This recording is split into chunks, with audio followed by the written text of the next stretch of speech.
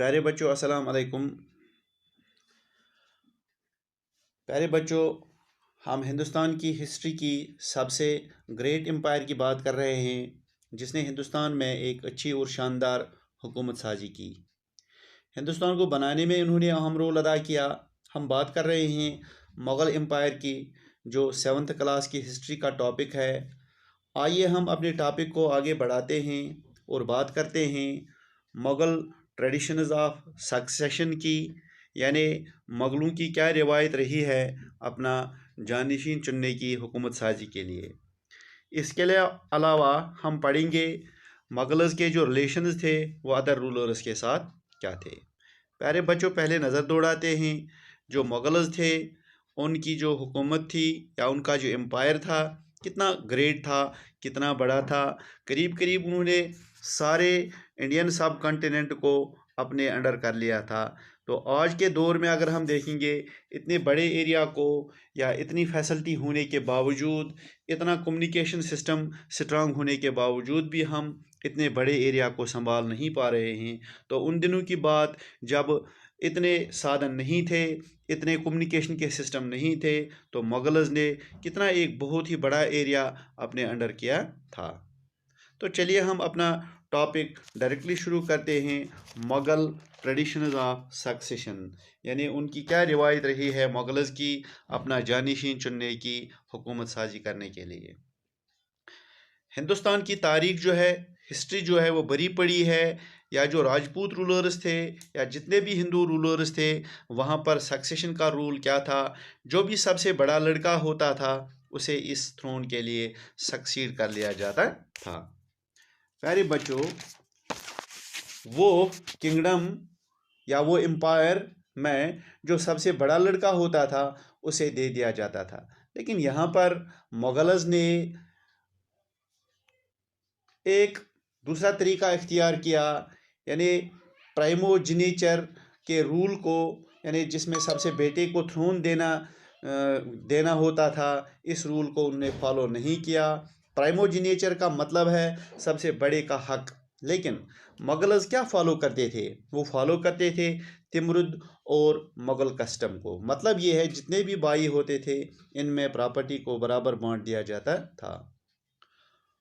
कोपारसेरी या कोपारसनेरी का मतलब है इक्वल शेयर करना। जब बाबर की डेथ होती है तब वो हुमायूं को ऑर्डर दिया गया था कि जितने भी उनके भाई थे उनको सक्सेशन के लिए थ्रोन उसे चारों भाइयों में बराबर बांट दिया जाए। वो बात अलग है कि बाद में प्रॉब्लम बढ़ चुकी थी, जो हुमायूं इसके खिलाफ मिर्ज़ा कामरान ने रेबेलियन किया था। हुमायूं के भाइयों ने इसके साथ लड़ाई की थी। फिर अकबर ने लास्ट ईयर में इसका मतलब जो उनकी लास्ट ईयर लाइफ थी उसमें प्रिंस सलीम ने रिबेलियन किया था। जहांगीर के टाइम पर जो यानी सलीम थे भी शाहजहां के साथ रिबेलियन किया था, सिर्फ सक्सेशन के लिए।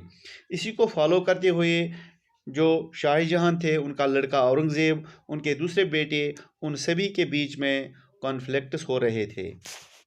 इसका सीधा वजह यह था कि रूल ऑफ प्राइमोजेनेचर यहाँ पर फॉलो किया जाता था, यहाँ पर फॉलो नहीं किया जाता था। यहाँ पर फॉलो नहीं किया जाता था, यहाँ पर कोपारसनेरी को फॉलो किया जाता था, न कि रूल ऑफ प्राइमोजेनेचर। यानी मुग़ल्स के ज़वाल की वजह यही रूल बन गया। अब देखते हैं प्यारे बच्चों, मुग़ल्स जो थे उनके रिलेशंस या उनके संबंध दूसरे रूलर्स के साथ क्या थे। इसमें हम जानेंगे कि मुग़ल्स के दूसरे रूलर्स के साथ किस तरह के रिलेशंस थे। जो मुग़ल्स थे वो हमेशा अपने इन्फ्लुएंस को लेकर अपनी अथॉरिटी दूसरे किंगडम्स पर बना लेते थे और उन्हें रूल करते थे। यहाँ पर ऐसे भी अपोनेंट्स होते थे जो रिफ्यूज़ करते थे उनकी अथॉरिटी को एक्सेप्ट करने से। उनके खिलाफ एक कैंपेन लॉन्च कर दी जाती थी। लेकिन जैसे जैसे मुग़ल्स का इन्फ्लुएंस बढ़ता जा रहा था, धीरे धीरे बहुत से ऐसे किंगडम्स थे जिन्होंने अपनी मर्ज़ी से उन्हें ज्वाइन कर लिया था। उनमें सबसे बेस्ट एग्ज़ाम्पल है राजपूत का। बहुत से ऐसे राजपूत थे जिन्होंने अपनी बेटियों की शादियां मुग़ल ख़ानदान में की थी और हाई पोजीशन हासिल की। लेकिन कुछ ऐसे भी थे जिन्होंने मुग़ल्स को रेजिस्ट किया था। तो पहले देखते हैं शादियों के बारे में। शादी किसने कहाँ थी? मदर ऑफ जहांगीर, अकबर's वाइफ, वो राजकुमारी थी राजपूत रूलर्स की, जो कि अंबर के थे। अंबर आज कल जयपुर कहलाता है। इसी तरह मदर ऑफ शाहजहां एक राठौर राजकुमारी थी और बेटी थी राजपूत रूलर ऑफ मेवाड़ की, जिसे आज जोधपुर कहते हैं। अब हम देखते हैं कि किन्होंने इनके साथ रजिस्टर किया था, उनके साथ किस तरह का ट्रीटमेंट किया गया था बाद में। जो सिसोदिया राजपूत मेवाड़ के थे, उन्होंने मुग़ल अथॉरिटी को रिफ्यूज़ किया था। जब उनकी हार हो गई थी, मुग़ल्स ने उनके साथ कोई गलत सलूक नहीं किया था, उनके साथ मिसबिहेव नहीं किया था। उनकी जो लैंड थी, जिन्हें वतन बोलते थे, उन्हें वापस दे दी गई थी। अच्छा सलूक करने की वजह से मुग़ल्स ने बहुत सारे किंग्स और चीफ टेन यानी सरदार पर अपना इन्फ्लुएंस बढ़ा दिया था। ऐसे भी केसेस हैं जहां पर ह्यूमिलेशन यानी बेइज्जती की वजह से मुग़ल्स को काफ़ी स्ट्रगल करना पड़ा। इसका एक एग्ज़ाम्पल है औरंगज़ेब। इसने शिवाजी महाराज को इंसल्ट किया था, तो इसने आगरा से भागकर अपने आप को किंग डिक्लेयर कर दिया था। दक्कन का और बहुत ज़्यादा रेजिस्ट किया था और औरंगज़ेब को काफ़ी टक्कर दी थी मुग़ल्स ने।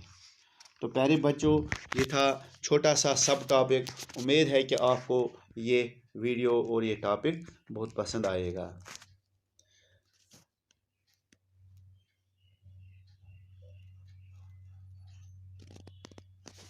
Thank you for watching this video.